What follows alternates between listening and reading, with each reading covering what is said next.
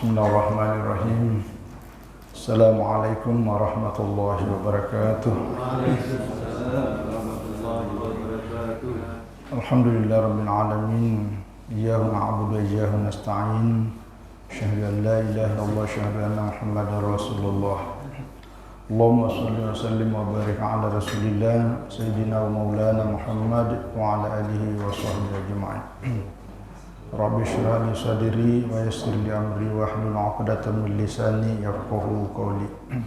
Subhanaka la ilma lana illa ma 'allamtana innaka antal alimul hakim. Alhamdulillah para jamaah Surah Babul Jannah dan warga komplek Dinasti Indah yang kami muliakan dan senantiasa dirahmati Allah. Alhamdulillah kita bersyukur, berterima kasih kepada Allah atas segala nikmatnya, kita diberikan kesehatan, kekuatan dan kesempatan. Alhamdulillah kita sudah melaksanakan salat subuh secara berjamaah. Pagi hari ini kita lanjutkan kajian kita seputar tafsir kelanjutan dari pembahasan sebelumnya, yaitu masih ayat terakhir dari surah Al-Fatihah. Ya, kalau beberapa pekan lalu kita membahas tentang macam-macam hidayah. Jadi ada hidayah ilham, ada hidayah hawas, panca indera, kemudian ada hidayah akal, kemudian yang keempat ada hidayah agama. Nah, yang kelima adalah hidayah taufik dan ma'unah.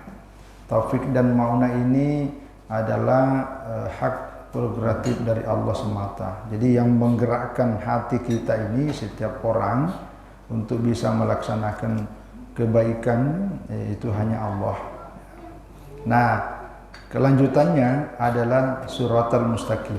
Jadi kemarin dibahas itu ihdina. Nah, sekarang as-suratal mustaqim. Jadi yang bisa menggerakkan hati seseorang untuk menempuh dan sampai pada suratal mustaqim itu hanya Allah. Apa itu suratal mustaqim? Nah ini. Jadi wasiratal mustaqim huwa jumlatun ma yusilu ila sa'adati fid dunya wal akhirah. Ya min aqaid wa ahkamin wa adab wa tashri'an diniyan ka ilmi sahbillahi wan nubuwah wa ahlul kaun wa ahwal al-ijtima'. Jadi yang dimaksud dengan suratal mustaqim dalam tafsir ini yaitu adalah sejumlah apa yang bisa menyampaikan kita kepada as-sa'adah. As-sa'adah itu artinya kebahagiaan, ya, kebahagiaan dunia dan akhirat. Nah, jadi semua yang ada, yang kita tahu, yang kita laksanakan dan yang kita lakukan itu, yang kita tahu itulah mengantarkan kita kepada bahagia dunia dan akhirat. Nah, di sini dijelaskan pertama min aqaid, yaitu masalah akidah. Nah, jadi kalau kita punya akidah yang baik, akidah yang benar, sebagaimana yang telah diajarkan oleh para guru-guru kita, para ulama-ulama terdahulu yang semuanya bersumber dari Al-Quran dan hadis, maka itulah yang kita ikuti. Nah, itulah yang bisa mengantarkan kita ke suratul mustaqim. Nah, jadi kalau dulu dalam akidah Ahlus Sunnah wal Jamaah, karena yang paling moderat, masih ada yang sifat 20 itu. Sifat 20 itu dirumuskan dari dari 13, kemudian Asy'ari 13, kemudian Maturidi 7, jadilah 20. Itulah yang dikembangkan tentang wujud, qidam, baqa. Nah, jadi kita mulai mengenal tentang Allah itu wajib adanya. Nah, nanti qidam, bahwa tidak ada yang mendahului, ada dengan sendirinya. Nah, ini yang mengantarkan kita dasar-dasarnya. Nanti dalil-dalilnya itu ulama yang menjelaskan lah, baik dalil yang bersumber dari ayat Al-Quran dan hadis maupun dalil yang berdasarkan rasionalitas dengan menggunakan penalaran akal. Nah, seperti misalnya kenapa bumi ini bisa ada? Kan tidak mungkin ada dengan sendirinya. Pasti ada yang mengadakan. Yang mengadakan itulah Allah. Nah, ini namanya akidah. Nah, termasuklah dalam akidah ini adalah rukun-rukun iman yang lebih simpel dijelaskan dalam hadis-hadis Rasulullah Sallallahu Alaihi Wasallam yang terdiri dari arkanul iman sittatun. Rukun iman itu ada 6. Percaya kepada Allah, percaya kepada Rasul, percaya kepada malaikat, kepada kitab, hari kiamat, dan terakhir itu adalah takdir. Nah, itu di Al-Quran di surah Al-Baqarah ayat 177. Nah, cuma Al-Baqarah 177 itu tidak ada penjelasan di situ tentang takdir baik dan takdir buruk, ya. Nah, nanti kelengkapannya itu dijelaskan di hadis. Nah, ini yang semua masuk dalam kategori akidah. Nah, kalau ini kita yakini dengan baik dan benar, tidak ada penyimpangan, maka inilah masuk kategori siratal mustaqim. Nah, itu. Tapi kalau kita menganut akidah yang menyimpang, nah ini ya bukan lagi siratal mustaqim jalan lurus, tapi itu hati-hati jalan bengkok. Nah, itu.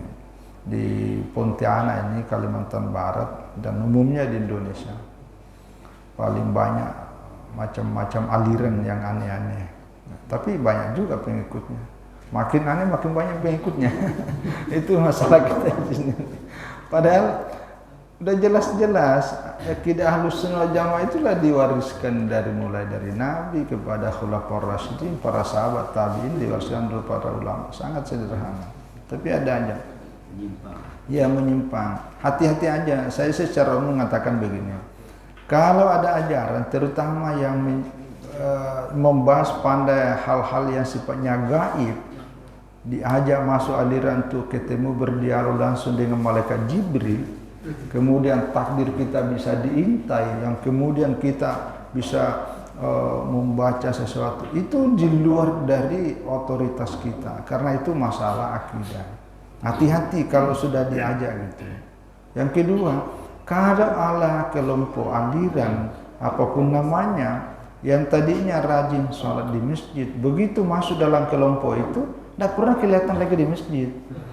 Ada kelompok itu tuh, karena merasa jadi yang bisa mengimami dia, mengantarkan dia ke surga cuma imam kelompok itu. Sehingga kalau di masjid itu katanya itu masyarakat awam aja. Wallah, kok bisa begini? Ya ada. Jadi sampai dicerita ke saya, dulu rajin, begitu bergabung dengan pengajian-pengajian, malah tidak pernah kelihatan lagi. Jadi dia hanya seperti sholatnya itu sah kalau dipimpin oleh imam kelompok itu. Ini hati-hati yang begini. Ini masuk persoalan akidah. Yang kedua, jalan menuju siratal mustaqim itu adalah wahkam, yaitu hukum-hukum. Ya inilah hukum-hukum syariah. Nah, itulah yang kajian kita di surau ini kita selang-selingi dengan hukum fikih, karena hukum-hukum fikih inilah bagian dari siratal mustaqim. Karena bagaimana kita menjalankan ibadah-ibadah, terutama hal-hal keseharian, ya. Karena sebenarnya sih kita udah tahu dan menjalankannya, tapi kan tidak ada salahnya untuk ngecas supaya tidak luntur. Apalagi dengan perkembangan dunia media, dunia sosial yang hari ini hampir tidak ada sesuatu yang tidak kita baca di media, terutama masalah-masalah ilmu-ilmu agama kan itu sudah sangat menguatkan. Tapi kan di media ini kadang-kadang kan ilmunya hanya sepotong-sepotong, sehingga kita pun juga tidak bisa bertanya, karena hati-hati juga yang begitu tuh. Walaupun itu kita tidak boleh abaikan, karena dari situ kita juga bisa menambah ilmu. Jadi ini ahkam, hukum-hukum syariah.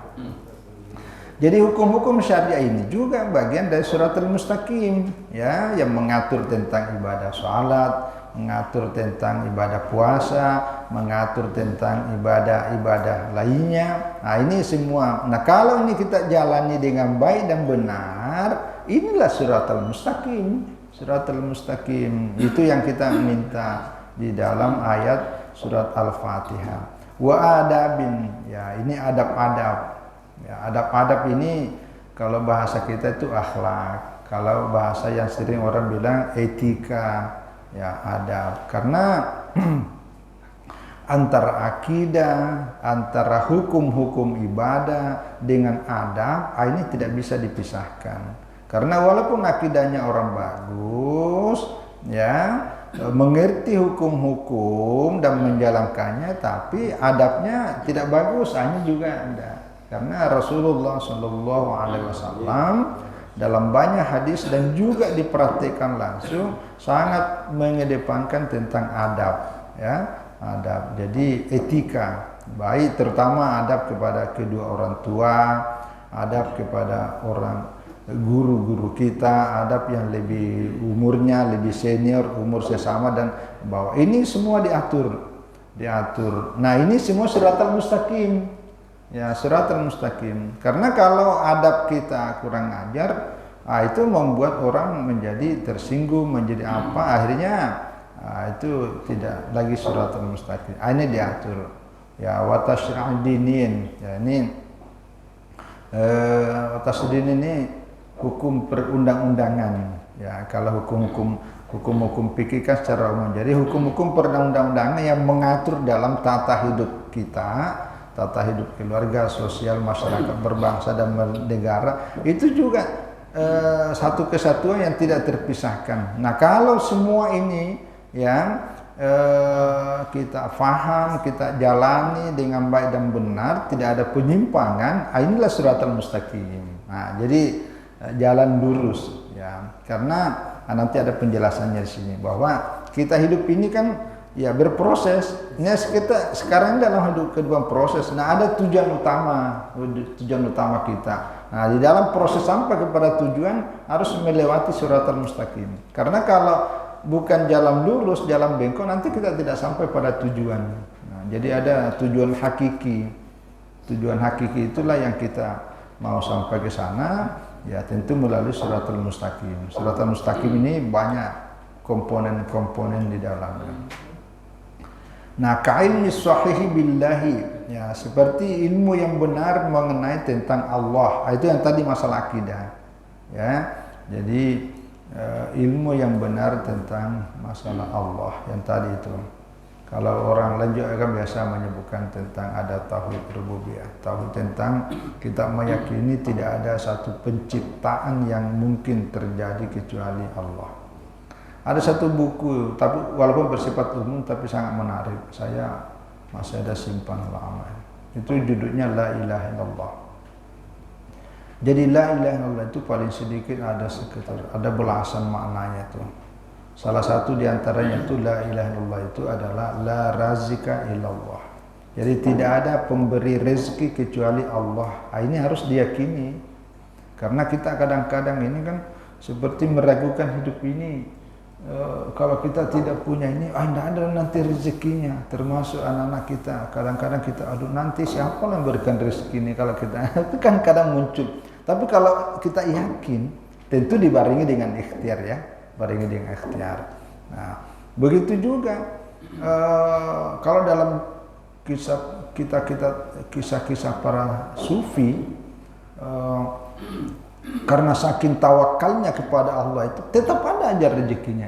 Diambilkan contoh dari burung yang terbang di pagi hari, pulang malam, tetap aja ada isi perutnya. Makhluk Allah, apalagi kita manusia ini, pasti Allah akan berikan rezeki. Kata orang biasa, rezeki kita itu tidak akan pernah tertukar. Nah, keyakinan tentang Allah sebagai pemberi rezeki dalam bentuk apapun rezeki itu bagian dari akidah. Nah, akidah yang benar dan baik ini masuk kategori siratal mustaqim. Jadi begitu juga la darra wala nafi'ah, tidak ada yang bisa mendatangkan madarat, tidak ada yang bisa mendatangkan kemanfaatan kecuali Allah. Nah, itu makna la ilaha illallah. Banyak sekali maknanya. Itu bagian dari akidah, bagian dari akidah. Ya, karena semakin kuat akidah seseorang, itu membuat semakin istiqamah dan kuat dalam kehidupannya. Jadi tidak mudah putus asa, apalagi sampai frustrasi itu, ya. Jadi ka'ilmi sahibillahi wan nubuwah, ilmu tentang kenabian. Nah, ini juga penting juga nih tentang kenabian, bahwa nabi itu adalah makhluk, adalah hamba Allah yang terpilih yang kemudian berbeda dengan kita. Nah, jangan sampai kita menyamakan, karena nabi itu dimodali oleh Allah berupa wahyu. Nah, kalau manusia enggak, beda. Jadi itu ada derajatnya. Maka kalau ada orang yang mengaku-ngaku sebagai nabi, itu jangan terlalu cepat percaya.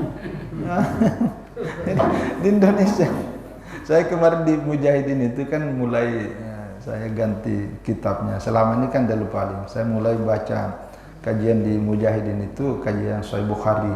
Nah, di dalam kitab Sahih Bukhari itu bab pertama itu tentang wahyu.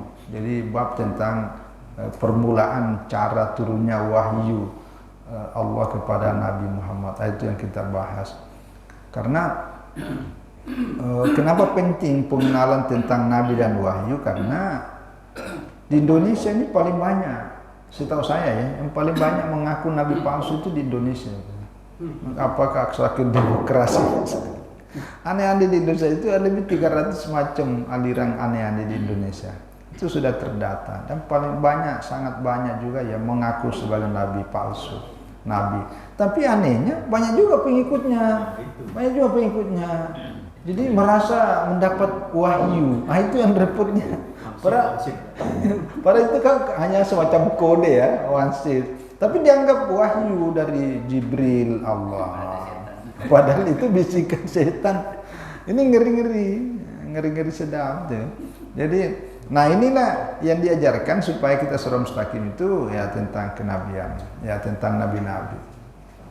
Wahwalil kauni wahdal ijtima'. Ini persoalan-persoalan hal ihwal tentang kaum. Ini kaunnya artinya ini alam. Jadi ilmu-ilmu tentang keduniaan itu juga penting.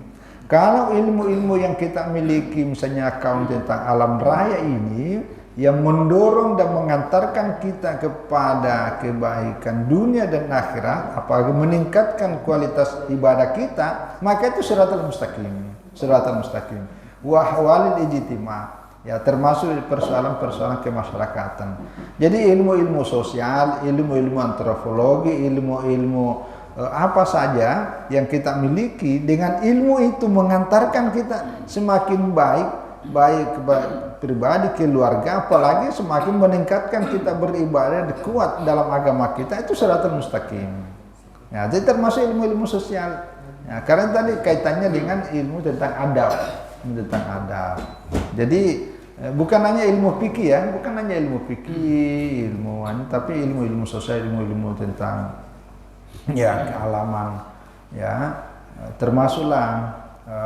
Kalau penjelasan di tafsir-tafsir yang lain itu bahwa apa yang Allah berikan kita berupa rizki, ya berupa ilmu, dengan ilmu itu mengantarkan kita semakin bisa senang, bahagia dunia akhirat, maka itu Shiratal Mustaqim.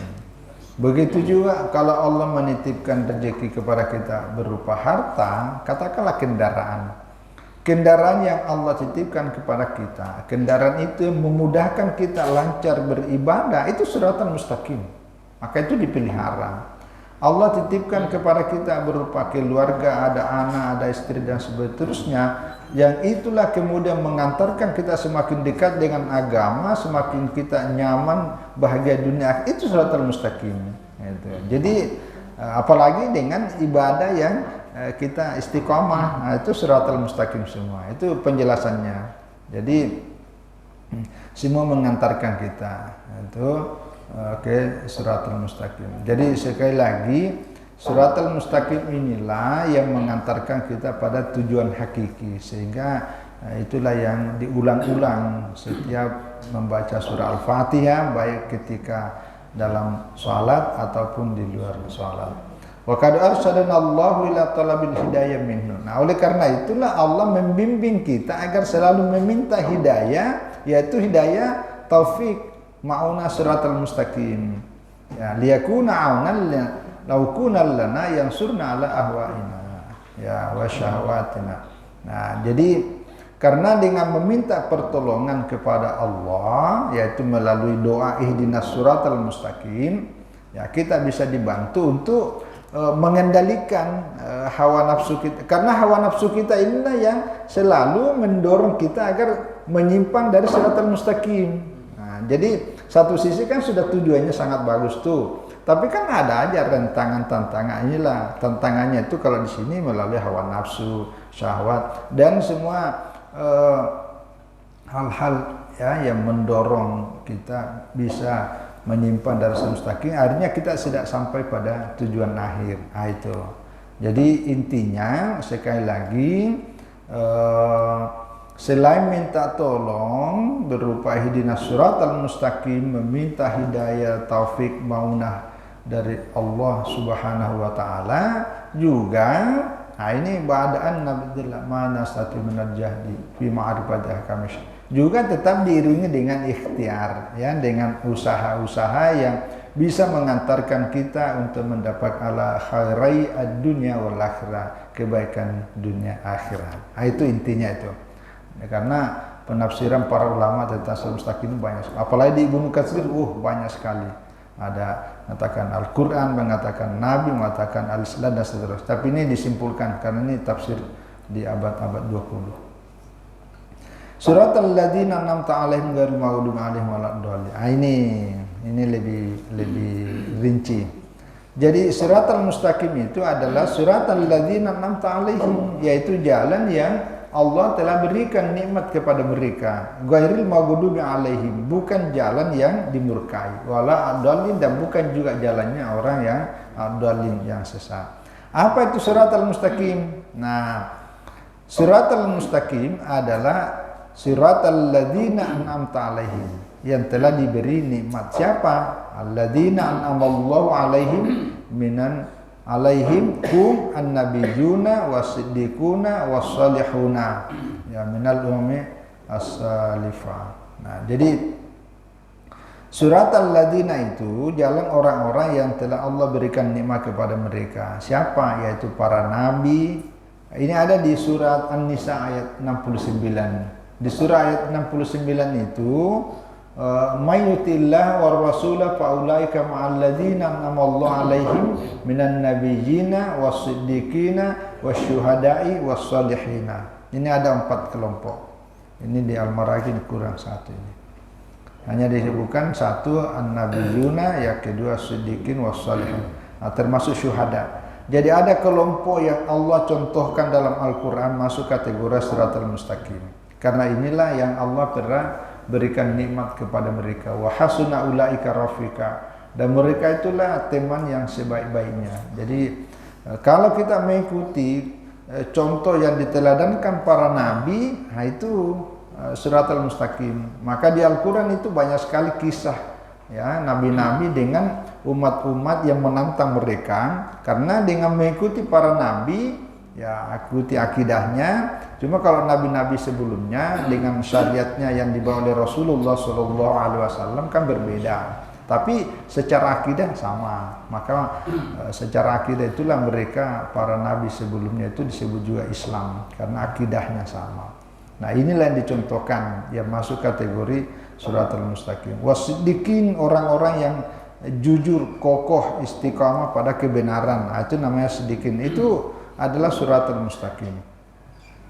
Kalau di ayat ini wasyuhada'i, ya, wasyuhada ini secara umum selalu kita artikan orang-orang yang mati syahid, ya, tapi penjelasan lanjut mengatakan sebenarnya syuhada walaupun belum mati, kalau di masih semasa hidupnya dia tetap kokoh dan berani mempersaksikan dirinya di atas kebenaran walaupun sampai mati, nah itu namanya syuhada. Jadi orang itu kalau dia berani menampakkan dirinya dan diyakini betul bahwa ini benar, nah itu walaupun orang lain mencaci maki, orang lain mengancam nyawanya dan seterusnya, nah itu namanya syuhada. Jadi pemberani, tapi berani di atas kebenaran, itu maksudnya. Yang keempat wassalihin, itu orang-orang saleh. Ya, orang-orang saleh ini di antara penjelasannya oleh para ulama adalah selain melakukan kewajiban-kewajiban pokok dalam sehari semalam, juga mengamalkan tentang sunat-sunat dan adab-adab lebih dari yang wajibnya. Itu baru disebut salat. Kalau hanya orang melaksanakan sholat 5 waktu yang pokok-pokok saja, itu bukan orang saleh, karena memang wajibnya gitu.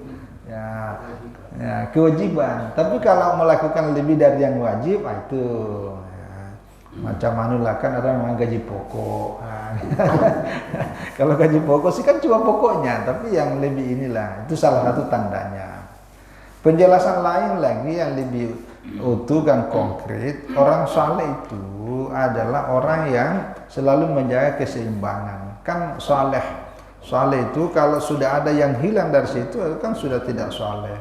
Jadi selalu menjaga keseimbangan, termasuk keseimbangan dunia akhirat, itu namanya saleh. Makanya itu katakan aslihu baina akhawaikum, maka lakukanlah aslihu, bersikap saleh terhadap saudara kamu. Kalau dalam satu komunitas atau keluarga ada sesuatu yang putus hubungan gara-gara yang lain, maka itu diminta fa aslihu. Nah, itu supaya ada keseimbangan. Nah, itu namanya saleh. Wa hasuna ulaika rafiqa. Inilah teman yang sebaik-baik. Jadi yang dicontohkan oleh Allah di Al-Quran sebagai suratal mustaqim, suratal ladzina an'amta 'alaihim, yang ini 4 kelompok ini. Kelompok inilah tadi kalau kita ikuti sudah masuk ke dalam mengikuti akidahnya, mengikuti hukum-hukum syariahnya, mengikuti adab-adab mereka, dan semua yang terkait dalam mengantar kita kepada kebahagiaan dunia dan akhirat ada di dalam pada 4 yang Allah sebutkan di surat An-Nisa ayat 69. Nah, itu kesimpulannya surat Al-Mustaqim. Inilah yang kita selalu bermohon kepada Allah ketika membaca ihdinas siratal mustaqim. Bimbinglah antarlah kami ke jalan lurus, yaitu jalan yang telah ditempuh para nabi, kepada siddiq, kepada syuhada dan orang-orang saleh. Dan semua sifat ini ada pada diri Rasulullah Sallallahu Alaihi Wasallam. Itulah disebut laqad kana lakum fi Rasulillahi uswatun hasanah. Nah, itu. Maka itu Nabi adalah Nabi penutup, karena Nabi yang penyempurna dari seluruh Nabi yang ada sebelumnya. Jadi kita tidak repot. Gitu. Jadi itu kesimpulannya. Nah, ghairil maghdubi, bukan jalan yang dimurkai. Apa yang dimaksud dimurkai? Wal maghdubu alaihim humul ladzina balagahumud dinu al-haq alladzi syara'ahu Allah li'ibadihi, ya faraduhu wa nabaduhu warahum zihriyan. Jadi yang disebut maghdubi itu yang dimurkai adalah orang-orang yang agama Allah yang benar ini sudah sampai kepada mereka. Jadi Allah sudah menurunkan syariat kepada mereka, tapi justru mereka menolaknya dan membelakanginya. Itu disebut maghdubi. Padahal mereka tahu, ya. Kenapa mereka wansarafu anil nazar fi adillati taqlidan lima warasuhu anil abai wal ajdad. Kenapa mereka menolak membelakanginya? Karena lebih tunduk dan ikut pada tradisi taklid kepada orang-orang nenek moyang terdahulu. Jadi tidak menggunakan nalar, itu maghdub. Padahal mereka tahu. Kalau di tafsir Al-Maraghi ini tidak menyebutkan hadisnya, tapi dalam tafsir-tafsir yang lain itu Nabi mencontohkan masuk ke kelompok ini berdasarkan riwayat Tirmidzi. Terutama itu kelompok Yahudi, ya, karena pendeta-pendeta Yahudi terutama menghafal kitab-kitab itu Taurat, itu sudah tahu bahwa akan muncul nanti Nabi terakhir yang bernama Muhammad Sallallahu Alaihi Wasallam dengan segala ciri-ciri kenabiannya itu lengkap. Tapi begitu datang, tidak mau terima, karena yang datang bukan berasal dari Bani Israel. Nah, itu masalahnya. Jadi ada faktor dengki, faktor ikuti hanya orang. Nah, inilah yang disebut maghdub. Maka dia dimurkai. Itu dalam beberapa contoh. Dan memang di Al-Quran lebih banyak sikap dan contoh yang dicontohkan tentang perilaku orang-orang Yahudi ini yang brutal, ya, karena dia sudah tahu tapi menolak. menolak. Ya walaupun ada sebagian yang kemudian mendapatkan hidayah dari Allah, ya, karena termasuk ada salah seorang khadamnya, asisten Nabi itu masih muda, itu orang Yahudi, masih anak-anak, masih muda lah, bukan anak-anak, tapi karena Nabi sering dibantu jadi masuk kategori asisten Nabi, pembantu pelayan Nabi, orang Yahudi. Ketika dia sakit, Nabi datang jenguk, mana bang? Oh lagi sakit. Nabi ngajak dia masuk Islam. Lalu dia nengok sama ayahnya. Dia seperti minta izin. Gimana ayah? Ini saya diajak bos saya ini. Kata ayahnya, terserahlah kau nak, yang penting kamu sembuh. Dia doakan masuk Muslim. Dan masuk Islam. Jadi sembuh dan sakit Islam. Nabi mendoakan semoga Allah akan membebaskan dia dari api neraka. Nah, itu contoh. Jadi ada segelintir yang kemudian sama juga Mukhairik yang ikut dalam perang Uhud. Tapi secara umum Allah mencontohkan Maghdub itu salah satu contohnya ya disebutkan dalam hadis itu adalah Yahudi. Tapi ulama yang lain mengatakan bahwa walaupun dia bukan Yahudi tapi sifat dan karakternya sama dengan Yahudi ya termasuk juga ya, walaupun dia bukan Yahudi. Tapi kalau sifat dan karakternya sama. Maka itulah sebabnya di Al-Qur'an kisah-kisah itu saya lupa, bahkan ada yang menyebutkan ada sekitar 1/4 isi dari Al-Quran itu adalah kisah, tapi bukan kisahnya yang menjadi utama, tapi pelajaran dan hikmah dari kisah itu yang mesti diambil, karena isi dari kisah itu adalah ada kaitannya akidah, bahwa kenapa dikalahkan Namrud kalah, kenapa Fir'aun kalah, kenapa? Itu artinya semua kebatilan ketika berhadapan dengan kebenaran, pasti yang batil itu kalah. Walaupun disusun dengan strategi, dengan segala macam, pada akhirnya akan kalah. Itu yang sebenarnya yang isi dari kisah-kisah dalam Al-Quran itu. Maka banyak dicontohkan kisah-kisah Nabi terdahulu di Al-Quran. Padahal intinya pesannya itu adalah perjuangan antara batil dan hak. Nah itu sebenarnya. Nah yang paling banyak itu Maghdub. Nah yang ketiga ini terakhir ad-dallun. Nah itu walad dolin, dan bukan jalannya orang yang sesat. Nah as-sesat itu adalah humul ladina lam ya'rifu al-haq aw lam ya'rifu alal wajhi sahih wa haulai humul ladina lam tablughum ar-risalah aw balagathum ala wajhi lam yastabni lahum fihi al-haq. Jadi ad-dallun ini orang-orang yang sesat, orang-orang yang bingung, orang-orang yang belum mengenal agama yang sebenarnya. Jadi masih campur baur antara ngerti dan tidak.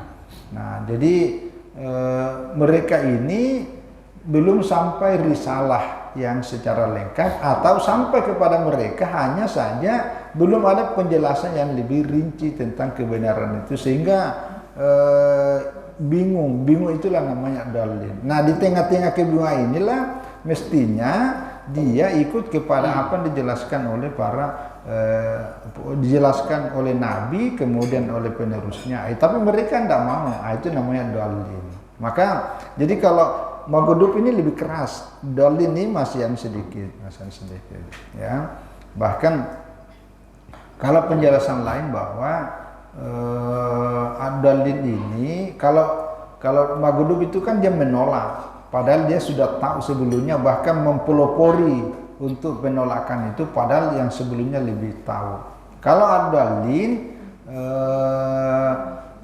dia memiliki ilmu tentang itu, tetapi ilmunya itu tidak bisa mengantarkan dirinya untuk yakin tentang agamanya. Jadi bahasa apa itu? Bimbang.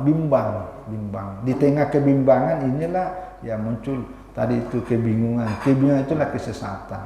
Nah inilah yang kita sering menyebutkan bahwa orang yang sesat itu bukan orang bodoh. Orang sesat itu biasanya orang yang banyak ilmunya, saking banyaknya, itu membuat dia bingung. Saking banyaknya membuat dia bingung. Nah itu, maka pilihlah kalau belajar agama pilihlah betul-betul sumber-sumber yang punya otoritatif, yang kira-kira bisa menjelaskan dan mengantarkan kita kepada kebenaran itu. Itulah intinya dalil. Kalau dalam hadis disebutkan itu an-Nasrani. Itu dan jadi al-Yahud wal Nasrani. Jadi karena itu di tengah-tengah kebingungan. Lalu di akhir penjelasan ini ada namanya masa patrah. Wa hadza rajul jumhur ulama. Ya, wa tara piatan minhu annal aqwada ada masa patrah mana itu. Patrah itu artinya masa kekosongan. Jadi setelah Nabi Isa wafat itu kemudian ada sebut Nabi Muhammad, tengah-tengahnya itu masa fatrah. Fatrah itu artinya masa ya kekosongan, tidak datang situ tentang tidak sampai kepada mereka. Ini orang-orang di sini kalau penjelasan para ulama adalah dilihat diukur dari perbuatannya.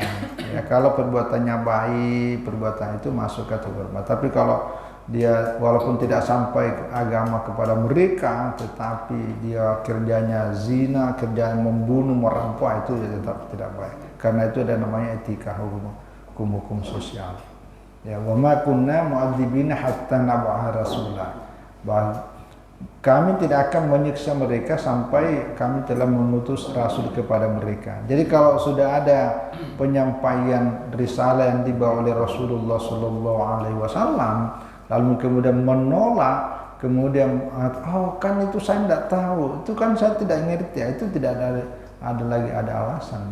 Apalagi saat ini karena sudah di mana kita berada di era yang sangat global, sangat informasinya sudah sangat tersebar kemana-mana. Ya, saya kira ini berkaitan dengan Siratal Mustaqim. Ada 3 jalan di dalam surat Fatihah antara itu. Pertama Siratal Mustaqim, jalan lurus, dan itulah yang kita bermohon kepada Allah agar kita istiqamah berada pada jalan itu.